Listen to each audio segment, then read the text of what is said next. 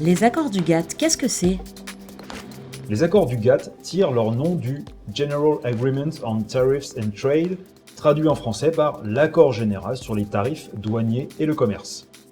Ce sont des accords multilatéraux de libre-échange qui étaient destinés à faire baisser les prix, favoriser l'emploi et mieux utiliser les différents facteurs de production des pays dans les domaines où ils possédaient un avantage compétitif.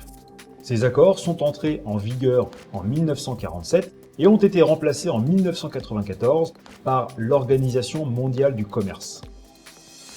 Quels étaient les objectifs des accords du GATT? À l'origine de la création des accords du GATT, le principe de l'accord reposait sur la création d'un code de bonne conduite libéral et multilibéral à l'international.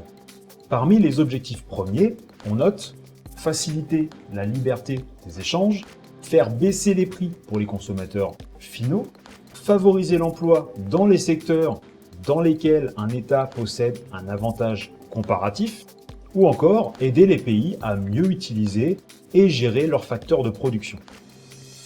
Pourquoi l'OMC a remplacé les accords du GATT? Les accords du GATT, comme leur nom l'indique, sont de simples accords.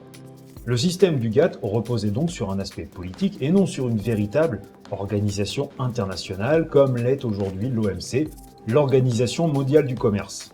Les reproches à l'encontre du GATT étaient un manque de structure, le fait de ne pas avoir de personnalité juridique internationale et la possibilité d'émettre de nombreuses dérogations.